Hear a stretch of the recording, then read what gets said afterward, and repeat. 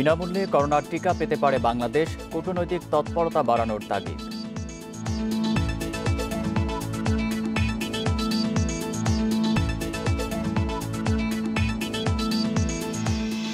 কক্সবাজারে আজ চালু হচ্ছে বৃহৎ জলবায়ু উদ্বাস্তু আশ্রয় কেন্দ্র, উদ্বোধন করবেন প্রধানমন্ত্রী।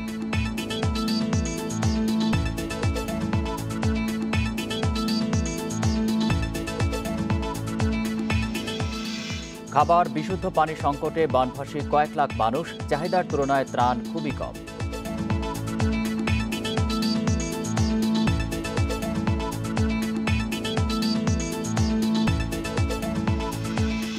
রাজধানীতে কোরবানির পশু বিক্রি শুরু ২৮ জুলাই, ঢাকার বাইরেও এখনো জমেনি হাট।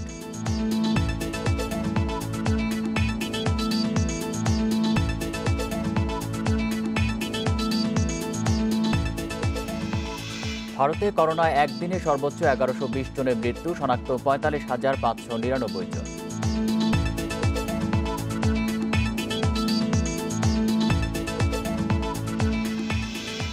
স্বাগত বিরতিহীন ইন্ডিপেন্ডেন্ট সংবাদে, সঙ্গে আছি আমি আলী আশরাফ। শুনছিলেন শিরোনাম, এবার বিস্তারিত। বিনামূল্যে করোনার টিকা পাওয়ার সুযোগ রয়েছে বাংলাদেশের। বিশ্লেষকেরা জানান, টিকা বিষয়ক আন্তর্জাতিক জোট গিভার সুবিধায় অগ্রাধিকার ৯০টি দেশের মধ্যে বাংলাদেশ রয়েছে। তবে বাড়তি সুবিধা পেতে এখন থেকেই চালাতে হবে কূটনৈতিক তৎপরতা। স্বাস্থ্যমন্ত্রী জানালেন, এই নিয়ে শিগগিরই গঠন হবে কমিটি।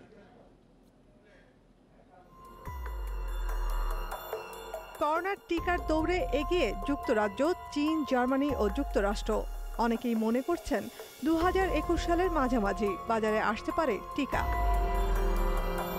তবে বিশ্ব স্বাস্থ্য সংস্থা ও ইউনিসেফ এবং টিকা বিষয়ক আন্তর্জাতিক জোট গিভার টিকা পাওয়ার অগ্রাধিকারে ৯০টি দেশকে এক্ষেত্রে কোনো খরচ করতে হবে না, কারণ এসব সংস্থা নিজেদের তহবিলের টাকায় ভ্যাকসিন কিনে চাহিদা অনুযায়ী এসব দেশকে দেবে। এ তালিকায় রয়েছে বাংলাদেশও। পাবো আমরা খুবই, সেটা সংখ্যায় যেটা পাবো সেটা অবশ্যই আমাদের সীমিত আকারে কিছু মানুষকে দেওয়ার মতো ভ্যাকসিন আমরা পাবো। সেখানে আপনার নেগোসিয়েশন অ্যাবিলিটি, আপনার ভালনারেবিলিটি কতটা আছে, আপনার এটা ডিস্ট্রিবিউশন ক্যাপাসিটি কেমন আছে, আপনার আগের ট্র্যাক রেকর্ড কেমন ভ্যাকসিন হ্যান্ডলিংয়ের, এই সমস্ত মিলে এটা ডিসিশন হবে। কিন্তু সেটা অবশ্যই এটা অল্প সংখ্যা, এটা তো বুঝতেই হবে। সেটা কোনোভাবেই তো আমাদের ১৩-১৪ কোটি তো আর হবে না। তো আপনাকে প্রথম ধাক্কায় হয়তো আপনি ১৫ লক্ষ ২০ লক্ষ পেলেন, সেই ১৫ লক্ষ ২০ লক্ষ গ্র্যাজুয়ালি দিবেন। স্বাস্থ্যমন্ত্রী জানান, টিকার বিষয়গুলো গবেষণা করতে একটি উচ্চ পর্যায়ের কমিটি থাকা। করোনা ভাইরাস মহামারী পরিস্থিতিতে স্বাস্থ্যবিধি মেনে সব জায়গায় মাস্ক ব্যবহার বাধ্যতামূলক করেছে সরকার। তবে এখনও অনেকেই ব্যবহার করছেন না ঠিকমতো। মাস্ক থাকলেও মুখে না রেখে নামিয়ে রাখছেন নিচে। এছাড়াও গণপরিবহন, বাজারসহ অন্যান্য জায়গায়ও দেখা যাচ্ছে মাস্ক ছাড়া লোকজনের চলাচল।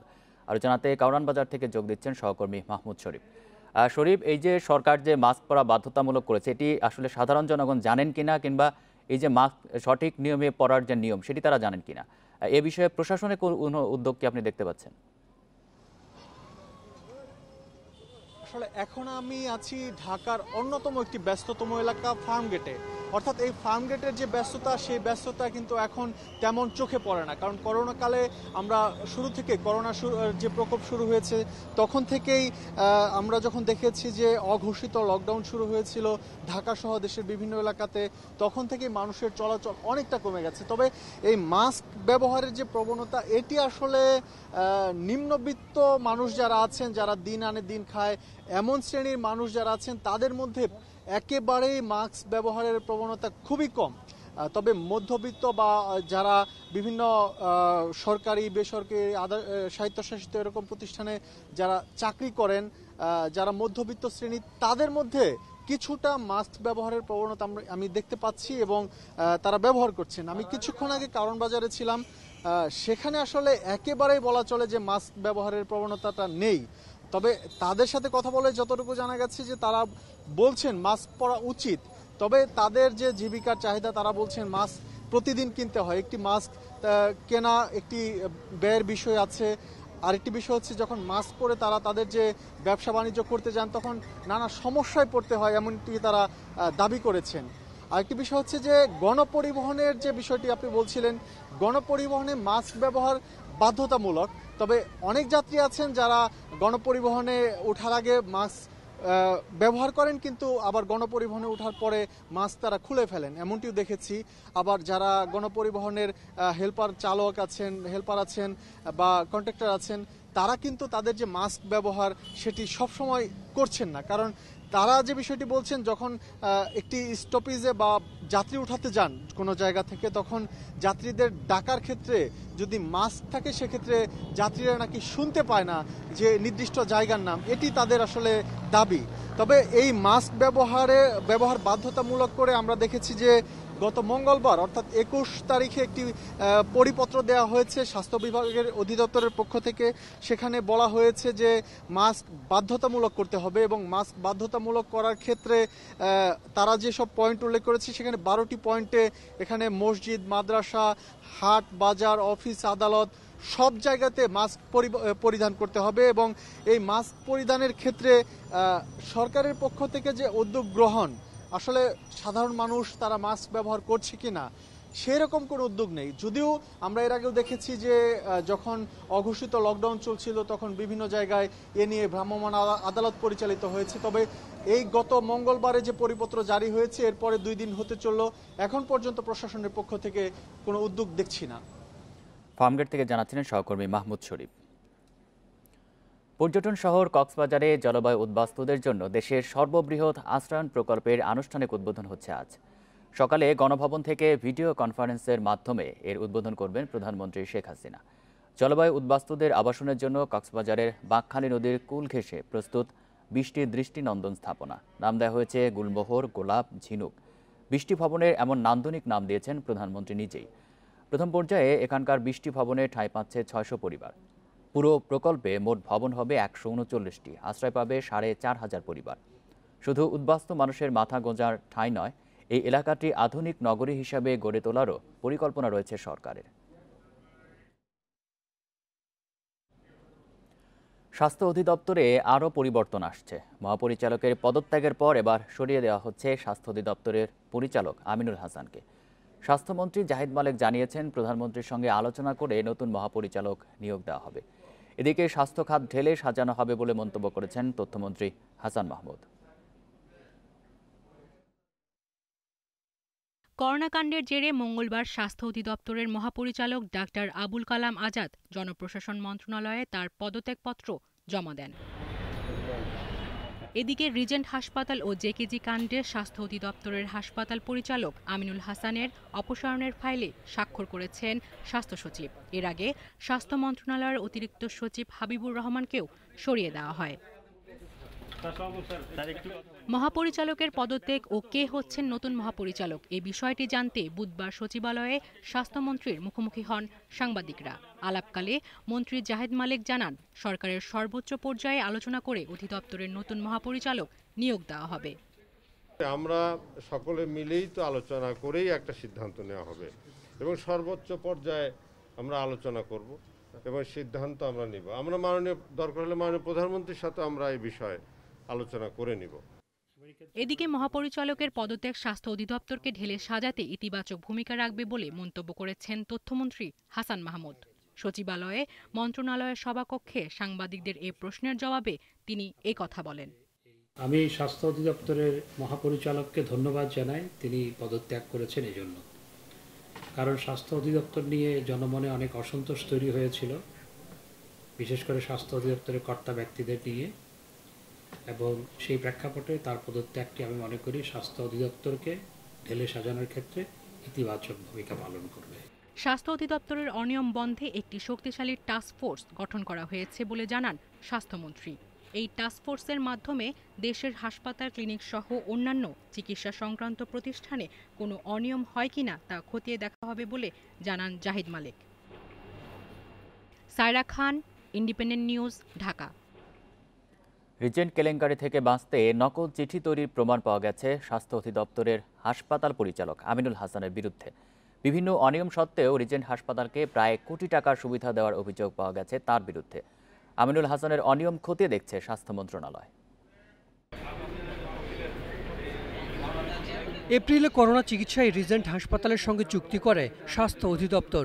পরে হাসপাতালটির নানা প্রতারণা ও করোনা পরীক্ষার জালিয়াতি ধরা পড়ে।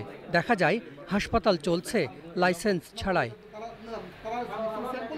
অথচ কোনো খোঁজ না নিয়ে রিজেন্ট হাসপাতালকে 20 লাখ টাকার ডায়ালাইসিস মেশিন সহ প্রায় 1 কোটি টাকার চিকিৎসা সরঞ্জাম দেয় স্বাস্থ্য অধিদপ্তর।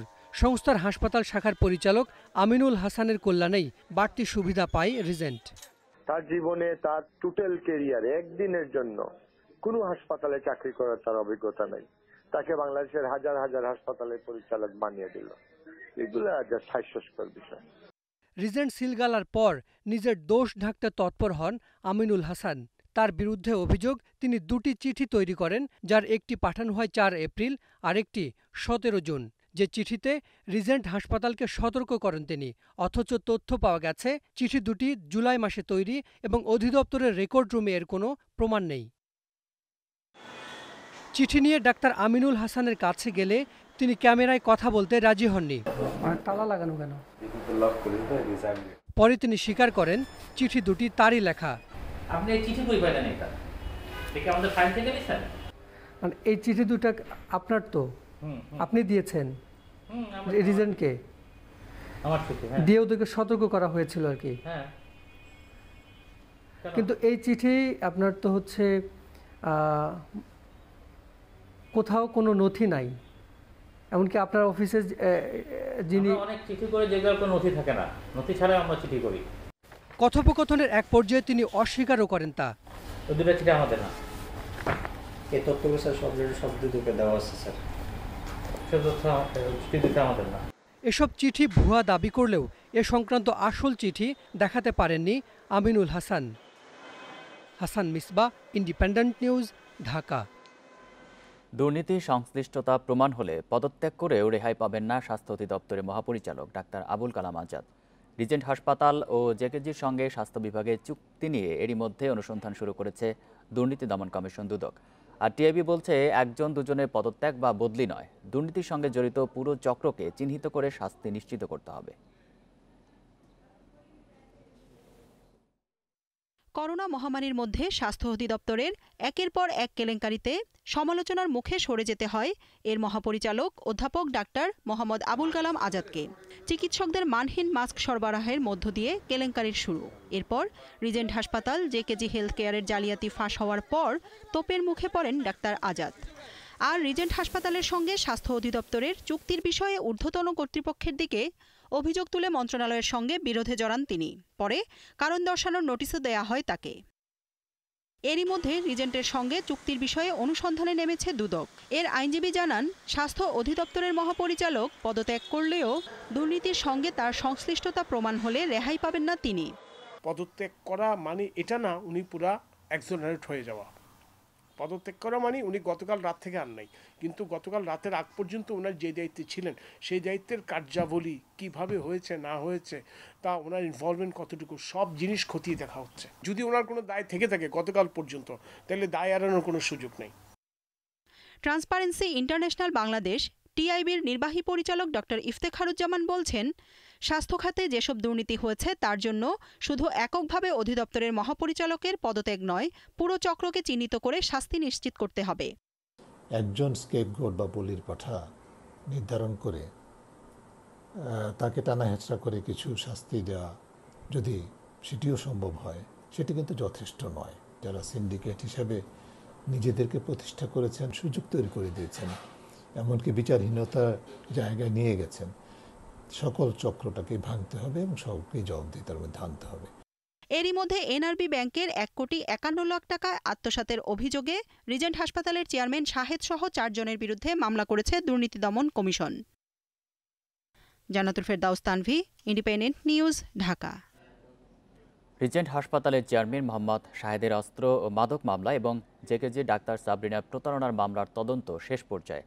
দ্রুততম সময়ে এই 3 মামলার অভিযোগপত্র আদালতে জমা দেওয়া হবে, একথা জানিয়েছে ঢাকা মহানগর গোয়েন্দা পুলিশ। এদিকে র্যাব জানায়, কারাগারে থাকা আসামিদের মুক্তি পাইয়ে দেওয়ার কথা বলেও প্রতারণা করতেন শাহেদ। রিজেন্ট হাসপাতালের চেয়ারম্যান মোহাম্মদ শাহেদকে করোনা জালিয়াতির মামলায় 10 দিনের রিমান্ডে জিজ্ঞাসাবাদ করে গোয়েন্দা পুলিশ। তার দেয়া তথ্যের ভিত্তিতে অভিযান চালিয়ে ব্যক্তিগত গাড়ি থেকে অস্ত্র ও মাদক উদ্ধারের পর 2টি মামলা করে ডিবি। মঙ্গলবার শাহেদের প্রতারণার মামলাটি তদন্তভার ডিবির কাছ থেকে দেয়া হয় র্যাবকে। গোয়েন্দা পুলিশ বলছে, ডিএমপিতে শাহেদের বিরুদ্ধে 20টির বেশি মামলা। এর মধ্যে অস্ত্র ও মাদক মামলা তদন্ত শেষ পর্যায়ে। তদন্ত শেষের পথে আলোচিত জেকেজির করোনা পরীক্ষায় জালিয়াতির মামলাও। আমরা সাবরেনার মামলাও প্রায় তদন্ত অনেক দূরে গিয়েছি এবং এই মামলাটা আমরা আশা করছি যে খুব দ্রুত সময়ের মধ্যে আমরা চার্জশিট দাখিল করতে পারব। অস্ত্র মামলা গতকালকে 2 জন সাক্ষী 164 ধারায় আদালতে জবানবন্দি দিয়েছে। খুব সহসাই আমরা এই মামলার চার্জশিট দাখিল করব। আর ঢাকা মহানগর পুলিশের কাছে যে সমস্ত মামলা রেকর্ড হয়েছে সেই মামলাগুলো কিছু কিছু মামলা আমরা তদন্ত করব, আর কিছু কিছু মামলা সংশ্লিষ্ট যেই থানায় মামলা রেকর্ড হয়েছে ওখানেই করবে। এদিকে প্রতারণার মামলা হাতে পেয়ে র্যাব জানাচ্ছে, শাহেদের অভিযোগ সেলে 5 দিনে জমা পড়েছে 150টি অভিযোগ। এসব অভিযোগে কমপক্ষে 10 কোটি টাকা হাতিয়ে নেওয়ার তথ্য রয়েছে। এ বিষয়ে জানতে চাওয়া হবে শাহেদের কাছে। একটি তথ্য আমাদেরকে আজকে আমরা একটি পেয়েছি ফোন কলের মাধ্যমে, যেটি আমরা পরবর্তীকালে অনুসন্ধান করে জেনেছি শাহেদ করিম একটি অভিনব পন্থা অবলম্বন করে এই প্রতারণা করতেন। তার মধ্যে একটি ছিল জেলে কোনো আসামি থাকলে তাকে জেল থেকে জামিনে মুক্ত করে আনার জন্য উনি তদবির বাবদ মানুষের কাছে প্রতারণা করে টাকা নিতেন। করোনা জালিয়াতি ছাড়াও শাহেদের বাকি মামলাগুলোরও তদন্তভার পেতে স্বরাষ্ট্র মন্ত্রণালয়ে আবেদন করেছে RAB. Masudur Rahman, independent news, Dhaka. 42 জনে মৃত্যু হয়েছে। এ নিয়ে মৃতের সংখ্যা বেড়ে দাঁড়ালো 2751 জনে। নতুন শনাক্ত 2744 জন। বুধবার স্বাস্থ্য অধিদপ্তরের নিয়মিত অনলাইন ব্রিফিংয়ে এসব তথ্য জানানো হয়। করোনা শনাক্তের 137তম দিনে মৃত্যু হয়েছে আরও 42 জনের। এর মধ্যে 30 জন পুরুষ এবং 12 জন নারী। শনাক্ত বিবেচনায় মৃত্যুর হার 1.29 ভাগ। এ পর্যন্ত পুরুষ মৃত্যুবরণ করেছেন 2168 জন, 78.81%, নারী 583 জন, 21.19%। বয়স বিবেচনায় 24 ঘন্টা যারা মৃত্যুবরণ করেছেন তাদের মধ্যে 11 থেকে 20 বছর 1 জন, 21 থেকে 30 বছর 1 জন, 31 থেকে 40 বছর 3 জন, 41 থেকে 50 বছর 3 জন, 51 থেকে 60 11 জন, 61 থেকে 70 14 জন, 71 থেকে 80 বছর 8 জন এবং 81 থেকে 90 বছরের 1 জন। স্বাস্থ্য অধিদপ্তরের ব্রিফিংয়ে জানানো হয়, গত 24 ঘন্টায় নমুনা পরীক্ষা করা হয়েছে 12,050টি। এর মধ্যে করোনা শনাক্ত হয়েছে 2744 জনের। সব মিলিয়ে দেশে চিহ্নিত করোনা রোগীর সংখ্যা এখন 2,13,254 জন। একদিনে পরীক্ষা বিবেচনায় শনাক্তের হার 22.77 ভাগ। 24 ঘন্টায় নমুনা সংগৃহীত হয়েছে 11,976টি এবং পূর্বের নমুনা সহ 24 ঘন্টায় নমুনা পরীক্ষা হয়েছে 12,050টি। এ পর্যন্ত নমুনা পরীক্ষা হয়েছে 10,66,609টি। 24 ঘন্টায় যা নমুনা পরীক্ষা হয়েছে তাতে শনাক্ত হয়েছে 2,744 জন। দেশে গত 24 ঘন্টায় সুস্থ হয়েছেন আরও 1,805 জন। এ নিয়ে সারা দেশে মোট সুস্থ 1,17,202 জন। শনাক্ত বিবেচনায় সুস্থতার হার 54.93%। করোনা ভাইরাস সংক্রমণের ঝুঁকি এড়াতে সবাইকে বাড়িতে থাকার ও স্বাস্থ্য বিভাগের পরামর্শ মেনে চলার আহ্বান জানিয়েছে স্বাস্থ্য অধিদপ্তর। পাশাপাশি সংক্রমণ ঝুঁকি এড়াতে সামাজিক দূরত্ব ও স্বাস্থ্যবিধি মানতে সবাইকে অনুরোধ করেছে সংস্থাটি। নুরে জান্নাত, ইন্ডিপেন্ডেন্ট নিউজ। ব্রহ্মপুত্র নদের পানি সমতলে বৃদ্ধি পাচ্ছে, যা 24 ঘন্টা পর্যন্ত অব্যাহত থাকবে। স্থিতিশীল আছে যমুনা নদীর পানি, তবে আজ আরও বাড়তে পারে বলে জানিয়েছে বন্যা পূর্বাভাস কেন্দ্র। ওদিকে পদ্মা নদীর পানি আগামী 24 ঘন্টা পর্যন্ত একই থাকবে। এছাড়া উত্তর পূর্বাঞ্চলে মেঘনা অববাহিকায় প্রধান নদ নদীর পানি সমতলে বৃদ্ধি পাচ্ছে। আর ঢাকার আশপাশের নদীগুলোর পানি আজ সারাদিনই বাড়তে থাকবে। পানি বিপদসীমা অতিক্রম করবে তিস্তা নদী, ডালিয়া এবং বালু নদীর ড্যামরা পয়েন্টে। আগামী 24 ঘন্টায় বগুড়া, জামালপুর, সিরাজগঞ্জ, টাঙ্গাইল, মানিকগঞ্জ, নাটোর এবং মধ্যাঞ্চলের বিভিন্ন জেলার নিম্নাঞ্চলে বন্যা পরিস্থিতি স্থিতিশীল থাকবে। তবে কুড়িগ্রাম, গাইবান্ধা, সিলেট, সুনামগঞ্জ এবং নেত্রকোনায় অবনতি হতে পারে।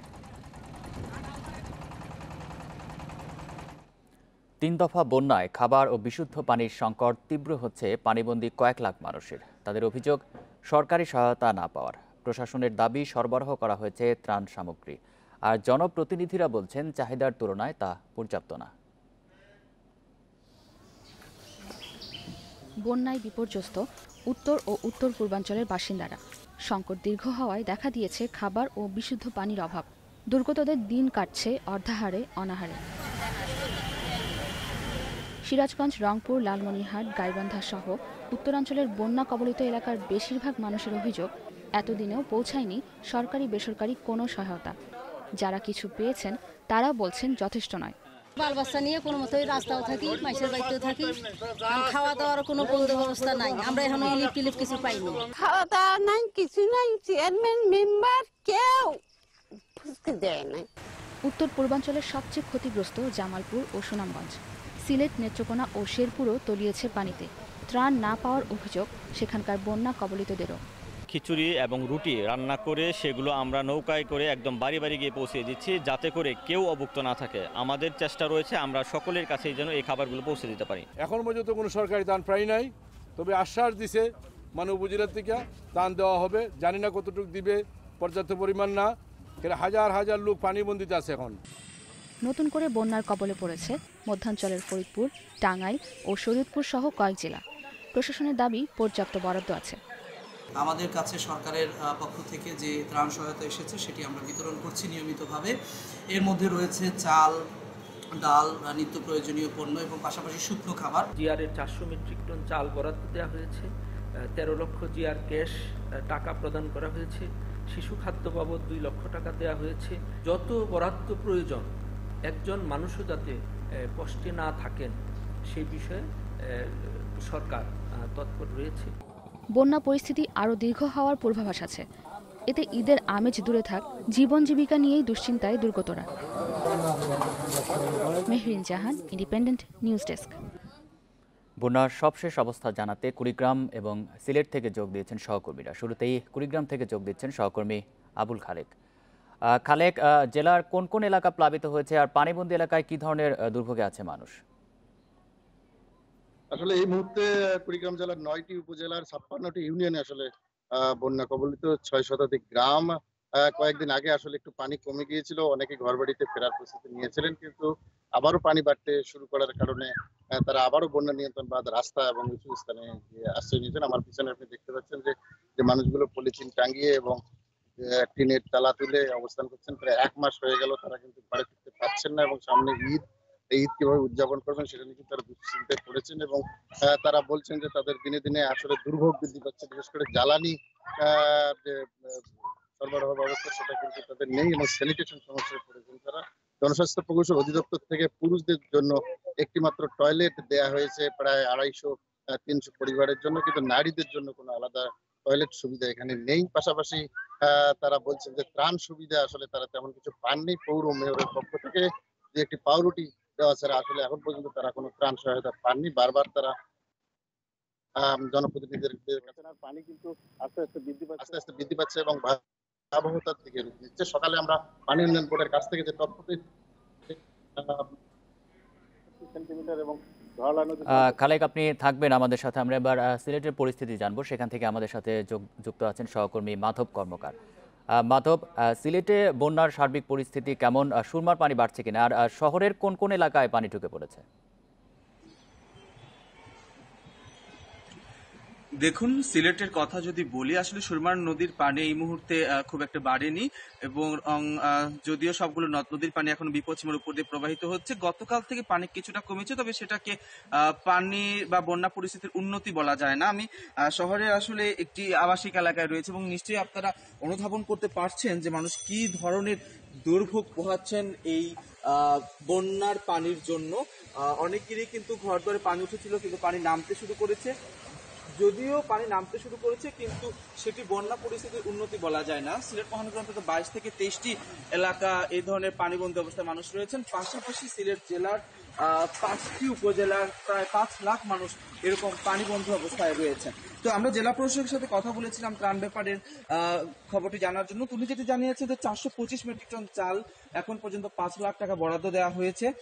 পাশাপাশি শিশু খাদ্যের জন্য অর্থ বরাদ্দ দেওয়া হয়েছে এবং গো খাদ্যের জন্য নগদ অর্থ বরাদ্দ দেওয়া হয়েছে, কিন্তু এটি চাহিদার তুলনায় অনেকটাই অপ্রতুল। এবং আমরা বিভিন্ন স্থানে গিয়েছি, অনেক ভুক্তভোগীদের সাথে কথা বলেছি যারা বন্যা দুর্গত অবস্থায় রয়েছেন। তারা যেটি বলছেন যে এখন পর্যন্ত অনেকেই কোনো ধরনের ত্রাণ সহায়তা পাননি। তো সবচেয়ে বেশি সমস্যা যেটি হচ্ছে সেটা হচ্ছে বিশুদ্ধ খাবার পানির অভাব। এটি যেমন শহরাঞ্চলে বন্যা কবলিত মানুষের রয়েছে, একই সাথে নিম্নাঞ্চল বা গ্রামাঞ্চলের মানুষের কিন্তু এই সমস্যাটি রয়েছে, অর্থাৎ বিশুদ্ধ খাবার পানির অভাব এবং খাদ্য সহায়তা খুব বেশি দরকার। কুড়িগ্রাম এবং সিলেট থেকে জানাচ্ছিলেন আমাদের সহকর্মীরা। বন্যায় প্লাবিত হয়েছে দক্ষিণ ঢাকার পূর্বাঞ্চল। ড্যামরা, গোরান, বনশ্রী, বাসাবো, আফতাবনগর, সাতারকুল সহ বিভিন্ন এলাকায় বন্যা ও ভারী বৃষ্টির পানি প্রবেশ করছে। এরই মধ্যে ভেঙে গেছে সড়ক, ঝুঁকিতে রয়েছে মাছের ঘের। বন্যা পূর্বাভাস কেন্দ্র বলছে বিপদসীমার মাত্র ৩ সেন্টিমিটার নিচে বইছে ড্যামরা পয়েন্টে তুরাগ নদের পানি। রাজধানীর দক্ষিণ সিটি কর্পোরেশনের ৭০ নম্বর ওয়ার্ড ফুলঝুলিয়া বাজার। বর্ষার পানি ও ভারী বৃষ্টিতে ১৫ দিন ধরে এলাকাবাসী পানিবন্দী। ডুবে গেছে আসা যাওয়ার সড়ক। ডেমরা থেকে যাতায়াতের একমাত্র সড়কের ওপর ব্রিজ বানানোর কাজ গত ২ বছর ধরে বন্ধ। এবার বর্ষার পানি চলে আসায় এখানে যাতায়াত ব্যবস্থা ভেঙে পড়েছে। রাস্তাঘাট সব ধ্বংস করে দেওয়া গেছে। এইখানে মানুষ আসলে মানুষের কোমর ভাঙে, পা ভাঙে, ঠ্যাং ভাঙে, এখানে মানুষ আসতেই পারে না। বাইপাস একটা রাস্তা আছে, ওই রাস্তাটা ডুবে গেছে। তা আমাদের মেন রাস্তা এটা। এই রড গেলে মাথা গেলে কাইটা থইছে, একটা লোক যদি ফাল দেওয়া পরে রড পের দান দাইব। গত এক সপ্তাহ ধরে ঢলের পানিতে দক্ষিণ ঢাকার নন্দীপাড়া, গড়ান, মেরাদিয়া এলাকায় প্লাবিত হয়েছে। আবাসিক এলাকা আমুলিয়া, মেহেন্দিপুর, নন্দীপুর, দুর্গাপুর এলাকা এখন প্লাবিত। হিলনাবিলের মাছের ঘেরগুলি রয়েছে সবচেয়ে ঝুঁকিতে। ১৫ দিন ধরে পানিবন্দী প্রায় লাখখানিক লোক। ১৫-২০ দিন ধরে এখানে আপনার জলাবদ্ধ হয়ে রয়েছে, আমাদের চলাফেরার সমস্যা।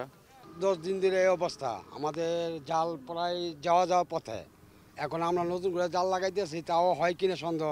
তো পানিতে চাপ দিছে, এই পানিগুলো এরপরে উপরের বৃষ্টির পানি দুটোটাতেই বার করছে। বিপদসীমার মাত্র ৩ সেন্টিমিটার নিচে আছে ড্যামরা পয়েন্টে বালু নদীর পানি। বন্যা পূর্বাভাস ও সতর্কীকরণ কেন্দ্র বলছে ঢাকার চারপাশে শীতলক্ষা, ধলেশ্বরীর পানিও বিপদসীমার কাছাকাছি রয়েছে। Shahriar Anirban, independent news, Dhaka. দেখছেন বিরতিহীন ইন্ডিপেন্ডেন্ট সংবাদ। সংবাদে আরও যা থাকছে।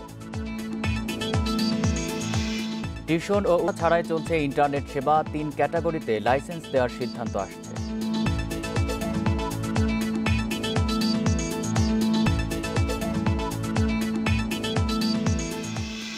পশুর হাটের ক্ষেত্রে ঢাকা উত্তর সিটি গুরুত্ব দিয়েছে স্বাস্থ্যবিধিকে। তাই হাটের সংখ্যা কমিয়ে মাত্র 5টি ইজারা দিয়েছে, যা থেকে তাদের আয় 1,81,00,000 টাকা। অন্যদিকে দক্ষিণ ঢাকা বিবেচনায় নিয়েছে রাজস্ব আয়। 11টি হাট ইজারা দিয়ে তাদের আয় 11 কোটি টাকা।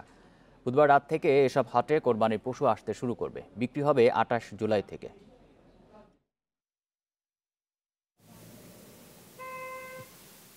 54টি ওয়ার্ড নিয়ে গঠিত ঢাকা উত্তর সিটি কর্পোরেশন, যেখানে জনসংখ্যা প্রায় 1 কোটি। স্বাস্থ্য অধিদপ্তরের তথ্য মতে এই সিটির 16 এলাকায় করোনা সংক্রমণের হার সবচেয়ে বেশি। প্রতি বছর 10টি অস্থায়ী হাট বসে ঢাকা উত্তরে। এবছরও 9টি হাটের ইজারার দরপত্র আহ্বান করেছিল, কিন্তু করোনা পরিস্থিতি বিবেচনায় 5টি হাট বসানোর সিদ্ধান্ত নিয়েছে ডিএনসিসি। একই সঙ্গে তারা ডিজিটাল হাটও চালু করেছে। ঢাকা শহরে সংক্রমণ ব্যাধি কীভাবে কাজ করছে, সুতরাং দুটাই কিন্তু সংমিশ্রণ করেই কিন্তু আমাদের কাজটা করতে হবে। এই হাট থেকে কিন্তু একটা ইনকাম আসে, কিন্তু আমি চিন্তা করছি ইনকামের দিকে আমি চিন্তা করব না, আমি চিন্তা করব হাটটাকে যতটুকু কমায় মানুষকে কতটুকু পর্যন্ত আমাদের করা যায়, সুবিধা দেওয়া যায়। অন্যদিকে 75টি ওয়ার্ড নিয়ে গঠিত ঢাকা দক্ষিণ সিটি, জনসংখ্যা 1,20,00,000। এই সিটির 25 এলাকায় করোনা সংক্রমণের হার বেশি। করোনায় জাতীয় কমিটির পরামর্শ না মেনে 14টি হাটের ইজারা আহ্বান করে ডিএসসিসি। এর মধ্যে দাম না পাওয়ায় 3টি হাটের ইজারা দেয়নি। আমুলিয়া বাদে বাকি হাটগুলো বসছে মূল শহরেই। শাহজাহানপুর, খিলগাঁও, রেলগেট বাজারের মৈত্রী সংঘের সংলগ্ন মাঠ এবং আশেপাশে খালি জায়গা। যেহেতু আমাদের সরকারি রেট ছিল 8,69,000 টাকা, এবার আমরা ডাক পেয়েছি 85,50,000 টাকা, প্রায় 10 গুণ বেশি। যদি ইজারাদারের কোনো লোক বা তাদের কর্মচারী যথাযথভাবে সকল পালনীয় শর্তগুলো যদি পালন না করেন, অনুসরণ না করেন, সেক্ষেত্রে যা করার আমরা তাৎক্ষণিকভাবে মোবাইল কোর্টের মাধ্যমে আমরা সেই ব্যবস্থা নিব। শর্ত অনুযায়ী এসব হাটে গরু বিক্রি শুরু হবে 28 জুলাই থেকে। হাটের স্বাস্থ্যবিধি নিশ্চিতের দায়িত্ব দেওয়া হয়েছে কাউন্সিলরদের। টেম্পারেচার যার 98 ডিগ্রির উপরে থাকবে তাকে হাটে ঢুকতে দিব না। আর পাইকার ভাইরা যারা আসবেন তারা অবশ্যই দূরত্ব বজায় রেখে তাদের গরুকে বাঁধবেন।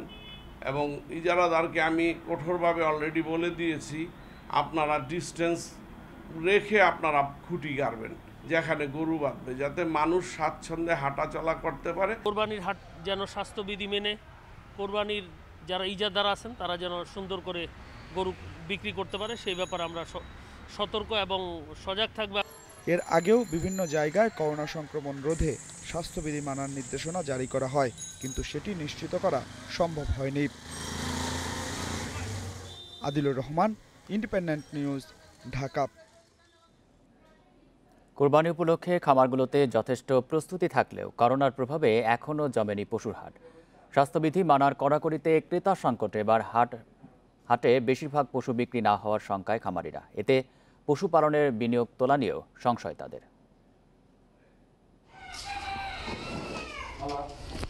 ঝালকাঠির উত্তর পিংড়ির সৈয়দ এনামুল হক ব্যাংক থেকে ঋণ নিয়ে প্রায় 1 বছর ধরে লালন পালন করেছেন 60টি গরু ও 70টি ছাগল। কোরবানির পশু হাটে সেগুলো বিক্রি করে ঋণ পরিশোধ করেও ভালো মুনাফার আশা ছিল তার। তবে করোনার কারণে সে লক্ষ্য অর্ধেকও পূরণ হবে কিনা তা নিয়ে সংশয় এনামুল। একই অবস্থা জেলার অন্য খামারিদেরও। করোনার পরিস্থিতির কারণে দেখা যায় বাজারের অবস্থা খুব খারাপ, যার কারণে আমরা যে আশা করছি ওইভাবে আমার লাভবান হব না। ঝিনাইদহে প্রতি বছর ঈদের 2 মাস আগে থেকেই ব্যাপারীরা খামারে যোগাযোগ করা শুরু করলেও এবার তাদের দেখা নেই বললেই চলে। 2-1টি হাট চালু হলেও স্বাস্থ্যবিধির বাধ্যবাধকতায় মানা ক্রেতার সংখ্যা খুবই কম। আসলে 60,000 দিয়ে একটা গরু কিনেছি, খাওয়াইছি 10,000 টাকা, 70,000 পড়ছে, এখন 60,000 দাম হচ্ছে না। এদিকে ভারতীয় গরু আসার শঙ্কায় লোকসান আতঙ্কে রয়েছেন জয়পুরহাটের খামারিরা। যথেষ্ট সংখ্যক খুচরা ও পাইকারি গরু ব্যবসায়ী না থাকায় দেশীয় গরু বিক্রি নিয়ে বিপাকে তারা। প্রতিটি দেশীয় গরু বিক্রি করতে হচ্ছে 10 থেকে 20,000 টাকা লোকসানে। 1,70,000 টাকাতে কিনেছি, 30,000 টাকা খাওয়াইছি, খাওয়ার পর এখন হাটে আসে দাম করে 50-60। দেশি গরু এবং ভারতীয় গরু মিলে আছে, ক্রেতার সংখ্যা খুব একটা কম। তবে ভারত থেকে গরু আমদানি নিষিদ্ধ করায় খামারি সহ প্রান্তিক কৃষকরা ন্যায্য মূল্য পাবেন বলে জানিয়েছে জেলা প্রাণী সম্পদ বিভাগ। ভারতে কোনো পশু বাংলাদেশে না ঢুকতে পারে, সেক্ষেত্রে আমাদের যে প্রান্তিক কৃষক যারা অনেক কষ্ট করে তাদের উৎপাদিত পণ্য তৈরি করেছেন তারা অত্যন্ত লাভবান হবে। সীমান্তে টহল জোরদার হলে ভারত থেকে গরু আসা বন্ধ হবে, লাভবান হবেন কৃষক, ব্যবসায়ী ও খামারিরা। সোহেলি জাহান, ইন্ডিপেন্ডেন্ট নিউজ ডেস্ক। এ নিয়ে আরও জানাতে নাটোর ও ফেনী থেকে যোগ দিচ্ছেন আমাদের সহকর্মীরা। শুরুতেই নাটোর থেকে যুক্ত হচ্ছেন সহকর্মী বাপ্পি লাহিড়ী। বাপ্পি, নাটোরে এবার কতটি গরুর হাট বসছে আর হাটে ক্রেতা কেমন পাচ্ছেন ব্যবসায়ীরা?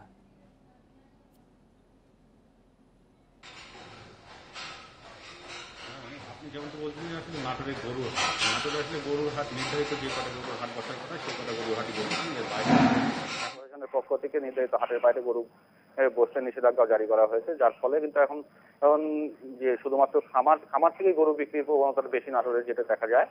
আর এখন পর্যন্ত গরুর হাটগুলোতে যেটা আমরা দেখেছি যে গরু কিন্তু তেমন ভাবে উঠছে না, যার ফলে কিন্তু খামারিরা গরু বিক্রি নিয়ে একটা চিন্তার মধ্যে আছে যে তাদের গরুটা কিভাবে বিক্রি হবে। এখন পর্যন্ত খামারে যে গরু আমরা দেখতে পাচ্ছি সেই গরুটাও কিন্তু আসলে সঠিকভাবে তারা বিক্রি করতে পারছেন না বলে যে অভিযোগটা খামার মালিকরা আমাদেরকে করছে। আমি আসলে যে এখন যে স্থানটিতে দাঁড়িয়েছি এটি হচ্ছে নাটোরের বড় একটা খামার, গরু খামার। এই খামারে এখনো প্রায় 50টি গরু তাদের অবিকৃত পড়ে আছে, যার ফলে এখানকার খামারিরা চিন্তা করছে যে তাদের এই গরুগুলো কিভাবে বিক্রি করবেন।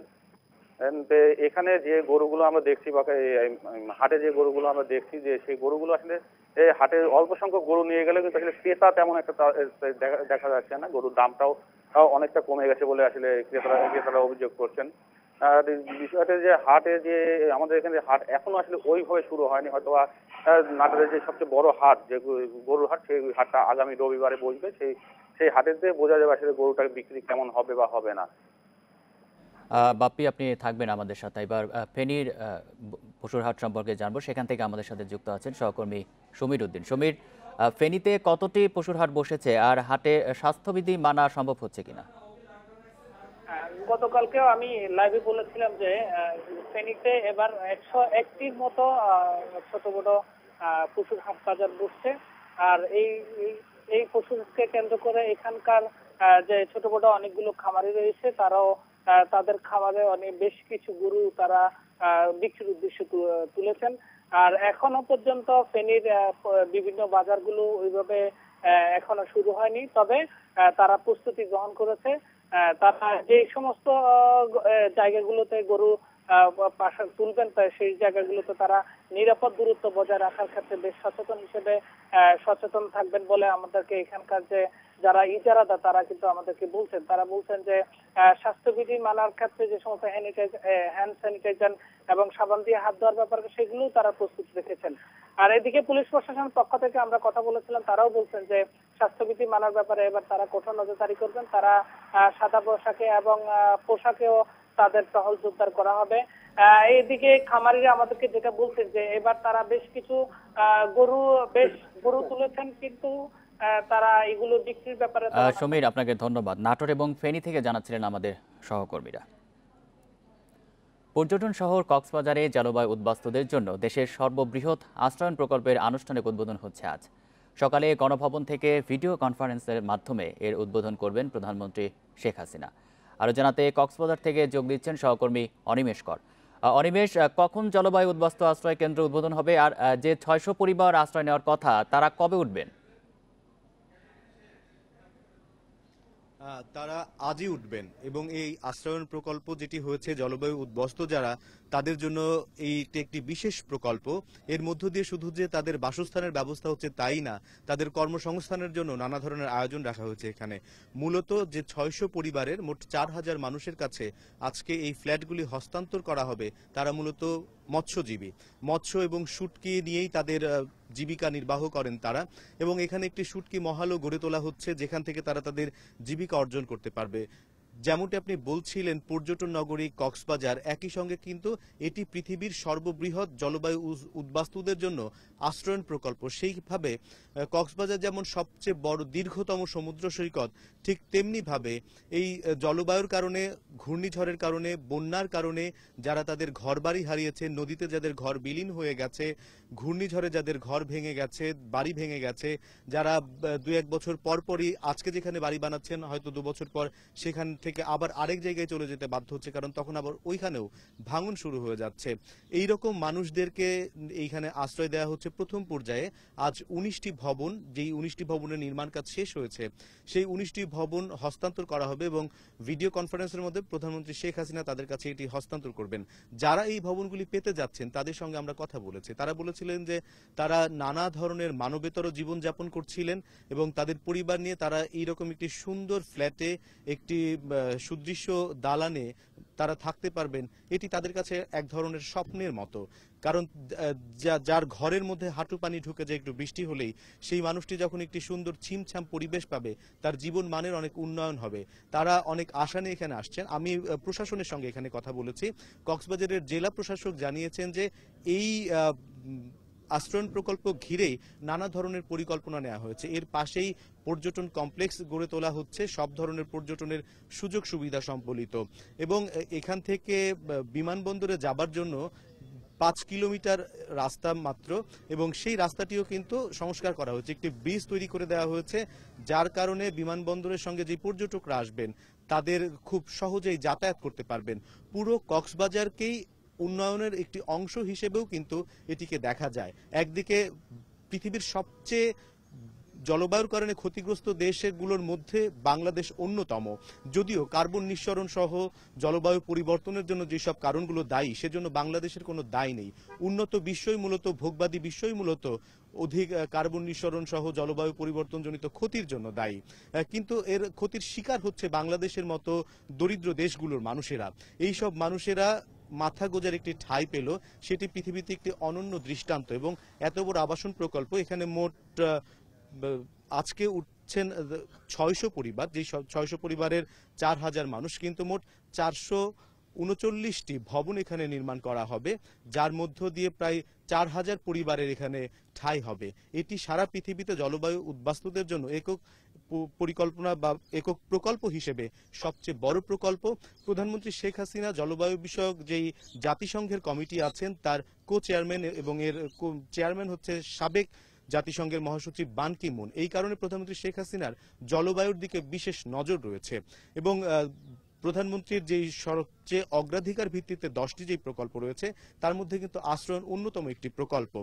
সেই কারণে এই প্রকল্পটি প্রধানমন্ত্রীর কার্যালয় থেকে সরাসরি তদারক করা হয়েছে এবং প্রধানমন্ত্রী আজ এটি 10:30টার সময় উদ্বোধন করবেন। আমরা দেখেছি যে যারা এই ফ্ল্যাটগুলো পাবেন তারা এরই মধ্যে এসে উপস্থিত হয়েছেন। প্রশাসনের কর্মকর্তাদেরও আমরা দেখছি যে তারাও এরই মধ্যে এখানে এসে উপস্থিত হয়েছেন এবং 10:30টায় যখন শুরু হবে এই প্রোগ্রামটি তখন এই সব মানুষদের মুখে যেই চোখে যেই হাসিটি দেখতে পাচ্ছি ফ্ল্যাট পাবার পর, এই ঘরের ঠিকানা পাবার পর তাদের সেই অনুভূতি দেখার জন্য কিন্তু এখানে আমরা অপেক্ষা করছি। যে আমরা কিন্তু দুদিন আগেও তারা যেই কুতুবদিয়া পাড়া যেই তাদের বর্তমান আশ্রয়স্থল সেখানে গিয়েছিলাম, প্রচন্ড বৃষ্টিতে আমরা দেখেছি যে তাদের ঘরের মধ্যে থই থই পানি।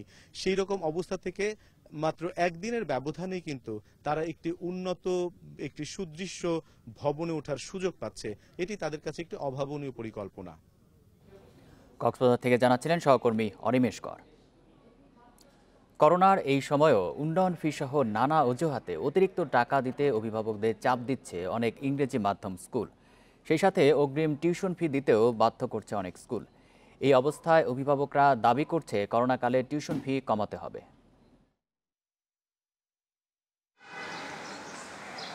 করোনার কারণে গত 18 মার্চ থেকে স্কুল কলেজ বন্ধ। এরই মধ্যে অনেক শিক্ষা প্রতিষ্ঠান অনলাইনে ক্লাস নিচ্ছে। সেই সাথে অনলাইনে কার্যক্রম চালাচ্ছে ইংরেজি মাধ্যম স্কুলগুলো। অভিভাবকদের অভিযোগ, স্কুলগুলো অগ্রিম টিউশন ফির জন্য একদিকে চাপ দিচ্ছে, অন্যদিকে উন্নয়ন ফির নামে 30 থেকে 40 হাজার টাকা দেওয়ার জন্য চাপ দিচ্ছে। নইলে অনলাইন ক্লাসে অংশ নিতে দিচ্ছে না বলে অভিযোগ তাদের। অর্থনৈতিকভাবে যদি কোনো প্যারেন্টস, ক্ষতিগ্রস্ত প্যারেন্টস যদি স্কুলের বাচ্চাদের স্কুলের বেতনটা দিতে না পারে, সেহেতু কোনোভাবেই যেন স্কুল অথরিটি তাদের রিপোর্ট কার্ড এবং পরবর্তী সেশনের জন্য অথবা চলমান সেশনে তাদের জন্য অনলাইন ক্লাস থেকে বিরত না রাখে। তাদেরকে আগাম 2 মাসের টিউশন ফি দিতে হবে, যেটা গার্ডিয়ানদের জন্য একটা বিরাট বোঝা। এই পরিস্থিতিতে সবারই ইনকাম কম, 2 মাসের বেতন দেওয়া কোনোভাবেই সম্ভব না। ইংরেজি মাধ্যম স্কুল মালিক সমিতি বলছে টিউশন ফি না পেলে শিক্ষকদের বেতন দেয়া যাবে না, তবে উন্নয়ন ফি না নেয়ার আহ্বান তাদের। যারা আর্থিকভাবে ক্ষতিগ্রস্ত তারা যদি স্কুলের সাথে যোগাযোগ করেন, তাদের অবস্থান ব্যাখ্যা করেন, তাহলে স্কুলগুলো তাদের প্রয়োজন অনুযায়ী কনসেশনের ব্যবস্থা নেবেন বলে আমি দৃঢ়ভাবে বিশ্বাস করি। এদিকে শিক্ষা মন্ত্রণালয় বলছে করোনার সময়ে সবাইকে মানবিক আচরণ করতে হবে। যারা টিউশন ফি দিতে পারছে না তাদের বিষয়টি বিবেচনা করতে হবে। আমাদের অভিভাবক এবং শিক্ষা প্রতিষ্ঠান উভয়ের মধ্যে একটি সমন্বয় তৈরি করতে হবে। অভিভাবকদেরও শিক্ষা প্রতিষ্ঠানের সমস্যাটা বুঝতে হবে, শিক্ষা প্রতিষ্ঠানেরও অভিভাবকদের সমস্যা বুঝতে পারবে। নানা অজুহাতে অতিরিক্ত ফি আদায় করলে সে বিষয়ে ব্যবস্থা নেয়ার কথা জানিয়েছে মন্ত্রণালয়। নূরে আলম, ইন্ডিপেন্ডেন্ট নিউজ, ঢাকা। নীতিমালা ছাড়াই 25 বছর ধরে ইন্টারনেট সেবা দিয়ে আসছে প্রায় 2000 প্রতিষ্ঠান। এতদিনে তাদের 3টি ক্যাটাগরিতে ভাগ করে লাইসেন্স দেওয়ার সিদ্ধান্ত হচ্ছে। তৈরি হচ্ছে নীতিমালা, ফলে এই খাতে বিনিয়োগ বাড়ার আশা সংশ্লিষ্টদের। কেবল লাইসেন্স নিয়েই ব্যবসা করে যাচ্ছে ইন্টারনেট সার্ভিস প্রোভাইডার আইএসপি। জুড়ে দেওয়া শর্তের ভিত্তিতে তাদের তদারকি করে বিটিআরসি। তারপরও ফাঁকফোকর থেকে যায়, কারণ এসব প্রতিষ্ঠান পরিচালনায় কোনো নীতিমালা নেই। বর্তমানে জাতীয়, আঞ্চলিক, এ, বি ও সি 5 ক্যাটাগরিতে লাইসেন্স দেওয়া হয়। এতে অঞ্চলভিত্তিক ক্যাটাগরি নির্ধারণে তৈরি হয় জটিলতা। নতুন নীতিমালায় রাখা হচ্ছে শুধু জাতীয়, জেলা ও উপজেলা ক্যাটাগরি। ব্যবসায়ীরা জানান, নীতিমালা তৈরি হলে এ খাতের সুবিধা অসুবিধা পরিষ্কার হবে। লাভজনক ইঙ্গিত পেলে বড় বিনিয়োগকারীরাও উৎসাহী হতে পারে। নীতিমালা না থাকাতে মেন যেটা সমস্যা হয় সেটা হচ্ছে বড় বড় ইনভেস্টমেন্ট কিন্তু সেই সেক্টরে খুব একটা আসতে চায় না। কারণ একজন ব্যবসায়ী কিংবা একজন ইনভেস্টর প্রথমেই চিন্তা করে যে আমার লাইসেন্সটা কত বছরের জন্য, সরকার আমাকে কি কি পারমিট করছে, আমি কি কি বিজনেসের এভিনিউ গুলিতে রাইড করতে পারবো, কোথায় কোথায় আমার প্রতিবদ্ধকতা সৃষ্টি হবে। টেলিযোগাযোগ মন্ত্রী জানান, সময়ের সাথে প্রযুক্তির উন্নয়ন হচ্ছে, তার সাথে খাপ খাওয়াতে আইএসপিগুলোরও আধুনিকায়ন জরুরি, যা একটি নীতিমালার মাধ্যমেই সম্ভব। এটার জন্য যথেষ্ট গুরুত্ব দেওয়া হচ্ছে। আমরা করার পরে এটা বিভিন্ন, যেমন ধরেন আইন মন্ত্রণালয় থেকে ভেটিং দিতে হবে, সো ওই কাজগুলো সম্পন্ন করার পরে এটা প্রকাশ করা হবে। কি কারণে ABC হবে এটাও আমি বুঝি না, এর কোনো যুক্তিসঙ্গত কারণ নাই। আমরা যা করব, যদি আমাকে এলাকা ভিত্তিক করতে হয় তাহলে আমাদের প্রশাসনিক এলাকা আছে, প্রশাসনিক এলাকা ভিত্তিক হবে। জানা গেছে শুধু ইন্টারন্যাশনাল ইন্টারনেট গেটওয়ে IIG প্রতিষ্ঠানগুলোর কাছ থেকে ব্যান্ডউইথ কেনার বাধ্যবাধকতা তুলে দেওয়া হতে পারে, আর ISP প্রতিষ্ঠানগুলো নিজেদের মধ্যে সংযোগ ও কাঠামো বিনিময়ের সুযোগ পেতে পারে। Sajjad Hossain, independent news, Dhaka. জাতীয় রাজস্ব বোর্ড NBR এর কর বিভাগের আধুনিকায়ন প্রকল্পের ফল নিয়ে চলছে বিতর্ক। পরিকল্পনা মন্ত্রণালয়ের সাম্প্রতিক প্রতিবেদনে প্রকল্পের নানা অসঙ্গতি তুলে ধরা হয়েছে। যদিও 2018 সালের প্রতিবেদনে সন্তোষ প্রকাশ করা হয়। আবার এ নিয়ে NBR এর তৎকালীন চেয়ারম্যানের দুই সংস্থায় পরস্পর বিরোধী প্রতিবেদন দেওয়ার প্রমাণ মিলেছে। ইন্ডিপেন্ডেন্ট টেলিভিশনের অনুসন্ধানে এসব তথ্য জানা গেছে।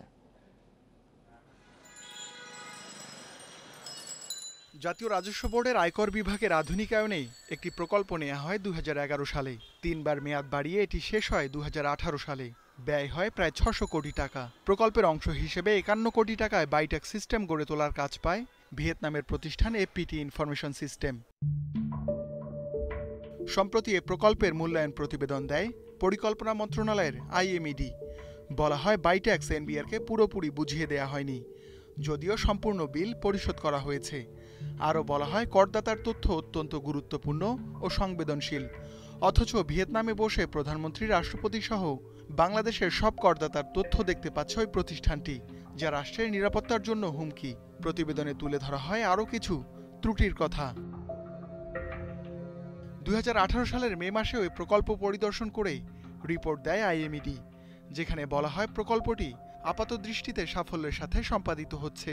অনলাইনে কর দেওয়ার ব্যবস্থা এতে যুক্ত করার সুপারিশ করা হয়। এখানে রাষ্ট্রীয় অনেক গুরুত্বপূর্ণ লোকের তথ্য আছে, আমরা তো এত সহজে তাদেরকে এটার এন্ট্রান্স হইতে দিব না। IMED-এর সাথে আমরা কথা বলছি, তারা আমাদের সাথে অসহযোগিতা করছে। ত্রুটি হয়তো এরা বলছে, ওরা বলছে না, ওরা চ্যালেঞ্জ করছে, ঠিক এটা অন্য কিছু না, ওইটা আমরা মিট আপ করতে পারবো বসে। তবে দুই ধরনের রিপোর্ট হওয়ার পেছনে এই একটা যুক্তি থাকতে পারে।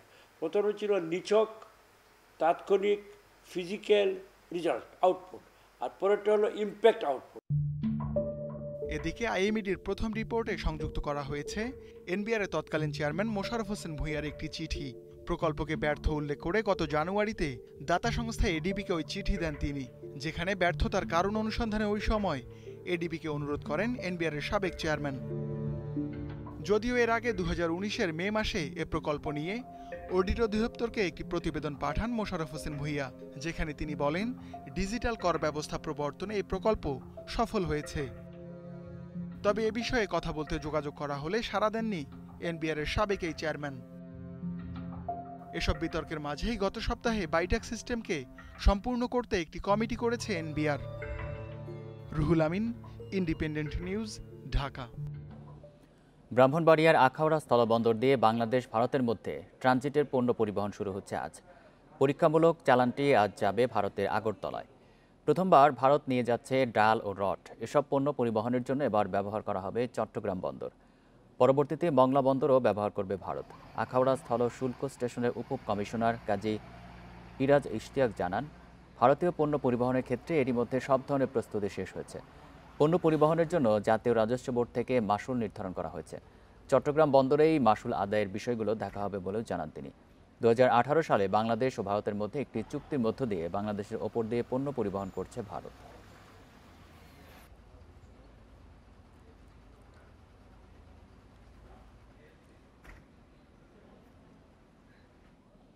ভারতে একদিনে রেকর্ড 45,599 জনের করোনা শনাক্ত হয়েছে। নতুন করে প্রাণ গেছে 1,120 জনের। এ নিয়ে মোট মৃত্যু প্রায় 30,000। দেশটিতে মোট শনাক্ত 12,39,000-এর বেশি। বিশ্বে আবারও বেড়েছে করোনায় মৃত্যু। 24 ঘন্টায় সবচেয়ে বেশি প্রাণহানি ব্রাজিলে। প্রাণ গেছে প্রায় 1300 জনের। নতুন করে শনাক্ত 65,000-এর বেশি। যুক্তরাষ্ট্রে একদিনে করোনায় আক্রান্ত 71,000-এর বেশি মানুষ। মৃত্যু 1200-র বেশি মানুষের। মোট প্রাণহানি ছাড়িয়েছে 1,46,000। করোনায় বিশ্বে 24 ঘন্টায় মারা গেছেন 7,000-এর বেশি। ভাইরাস শনাক্ত হয়েছে প্রায় 2,79,000। বিশ্বে মোট প্রাণহানি ছাড়ালো 6,29,000। মোট আক্রান্তের সংখ্যা 1,53,00,000-এর বেশি।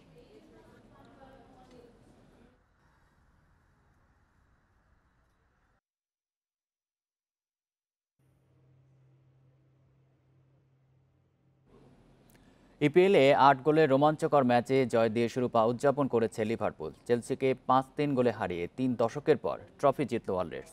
আরেক ম্যাচে ওয়েস্ট হ্যামের বিপক্ষে ১-১ গোলের ড্রতে চ্যাম্পিয়ন্স লিগ স্পট নিশ্চিতে অপেক্ষা বাড়ল ম্যানচেস্টার ইউনাইটেডের। চ্যাম্পিয়নদের বরণ করতে প্রস্তুত ছিল অ্যানফিল্ড। চেলসির বিপক্ষে দাপুটে জয় বাড়িয়েছে আনন্দের মাত্রা। রেকর্ড ৭ ম্যাচ হাতে রেখে শিরোপা জিতলেও ট্রফিটা বুঝে পায় চেলসি ম্যাচের পর।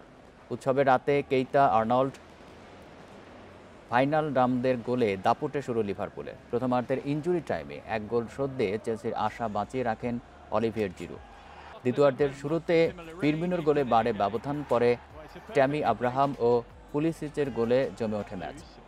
তবে চেম্বারলেইনের গোলে শেষটা চ্যাম্পিয়নদের মতোই করেছে ওয়ালরেডস।